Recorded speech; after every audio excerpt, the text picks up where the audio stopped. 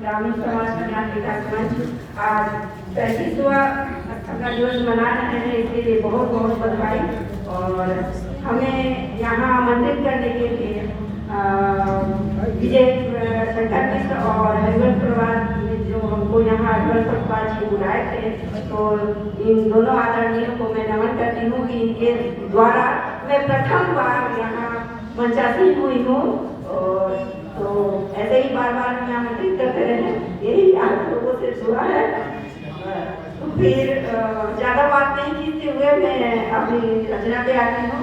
वैसे तो सब कल गणतंत्र दिवस मनाएंगे, लेकिन समय को देखते हुए मैं गणतंत्र दिवस पर बहुत लोग बोल चुके हैं, तो उस कविता को मैं छोड़ते हुए दूसरी कक्षा में पढ़ रही हूँ।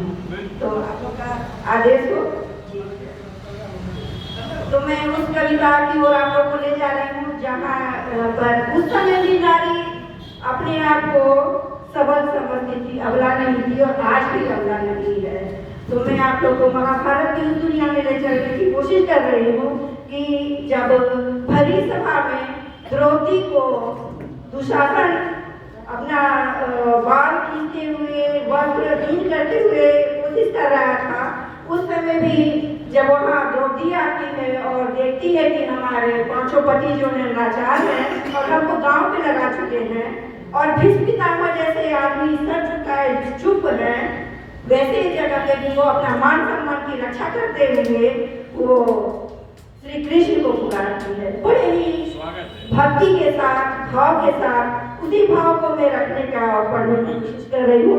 शायद आपके हृदय तक पहुँचे उस भाव को, ये सुनिएगा।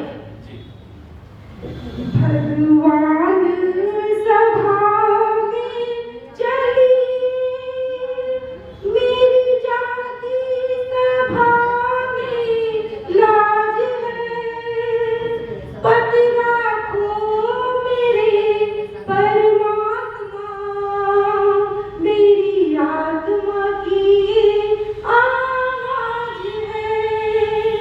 भगवान सभा में चली मेरी जाति सभा में लाज है, पति राखो मेरे परमात्मा, मेरी आत्मा की आवाज है। बहुत सुंदर है, बहुत सुंदर। देखिएगा तो अपनी पुकार, और कृष्ण सुनते हैं उनकी पुकार, वो आते हैं और वो अपनी स्थिति बता रही है। जो हमारी स्थिति क्या है भगवान सुनो, देखो यहाँ आकर देखो, इस भाई यहाँ भरी सभा में हमारी इज्जत लूटी जा रही है, और सभी जनों के सामने जो भी सब वीर हैं, योद्धा हैं, उन सबों के सामने, और सब हमारे अपने हैं, सब हमारे अपने हैं। बीच सभा में दुष्ट दुशासन खींचत अबला की साड़ी, बीच सभा में दुष्ट दुशासन खींचत अबला की साड़ी, दुर्योधन भी धोखा की बात है, मेरे पांचों पति लाचार हैं, पति राखो मेरे परमात्मा, मेरी आत्मा की आवाज है। आगे क्या करते हैं सुनिए। गैया चरावे कौन गली में, मुरली कहाँ बजाते हो। एकदम अधीर हो गई थी, उनको लग रहा था कि जिस पितामह के सामने मैं घूंघट लेके आती थी, उनके सामने मैं आठुना में खड़ी हूँ, तो एकदम अधीर होकर के कह रही है, गई